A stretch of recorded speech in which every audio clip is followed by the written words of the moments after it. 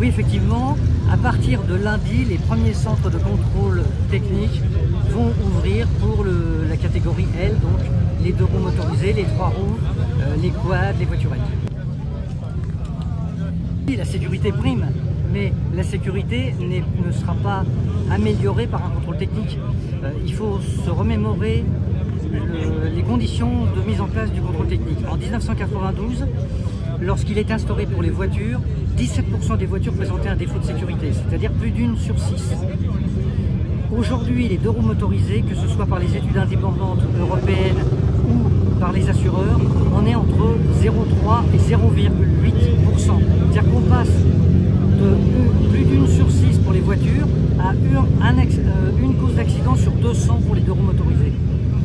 A contrario, les 2 roues motorisés sont très sensibles à l'état des routes.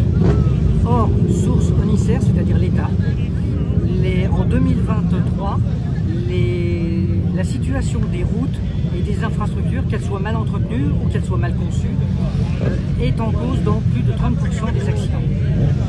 Donc vous voyez le 0,5 d'un côté, 30% de l'autre. Mais la mesure qu'on prend, ce n'est pas d'entretenir les routes, c'est d'imposer une taxe au bénéfice d'intérêts privés, parce qu'il n'y a pas de secret, hein. Ça va être un contrôle visuel de ce que chaque candidat au permis de conduire 2 roues motorisés apprend, c'est-à-dire les vérifications visuelles, qui sont d'autant plus faciles que sur un 2 roues motorisé, tout est visible à l'œil nu. Vous ne pouvez pas sur une voiture, par exemple, regarder l'état des freins sans démonter les roues. Sur une moto, il suffit juste de se pencher. Il y a un double boycott. Alors, on a également des recours auprès du Conseil d'État pour faire annuler leur dernière décision. Mais le Conseil d'État, il est très sollicité, on n'attend pas une réponse avant l'automne. Donc oui, 2 boycotts. Le premier boycott a consisté à recenser tous les centres de contrôle technique, donc on l'a fait en Meurthe-et-Moselle, en Meuse, dans les Vosges, pour savoir ceux qui feront le contrôle technique des 2 roues motorisés et ceux qui ne le feront pas.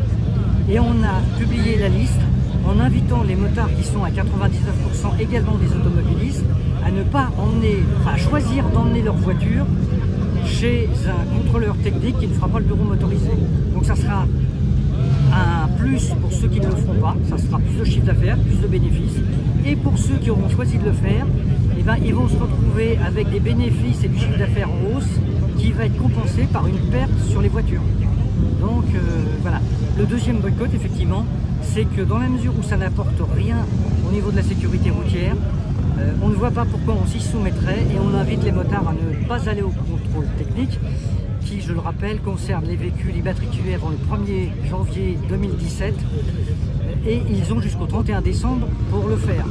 Donc rien ne presse. De Meurthe-et-Moselle, principalement, ils viennent de Meuse, puisque nous sommes une antenne qui chapeaute 2 départements, et on attend les Vosgiens qui viennent nous rejoindre.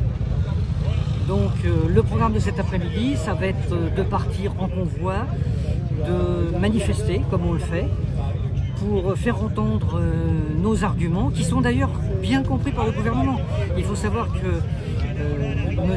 Beaune, alors qu'il était secrétaire d'État au transport, avait reconnu devant nos représentants que le contrôle technique ne rapporterait rien en termes de sécurité. Il le sait. Maintenant, on a 3 associations pseudo-écologistes qui regroupent quelques dizaines de personnes qui ont trouvé les moyens, on ne sait comment, d'aller au Conseil d'État, parce que ce n'est pas leur cotisation à quelques dizaines de personnes qui ont financé l'opération, donc qui ont obtenu du Conseil d'État l'obligation d'un contrôle technique, sauf que ça n'est pas dans ses prérogatives, donc on lui a demandé de revoir un peu sa position.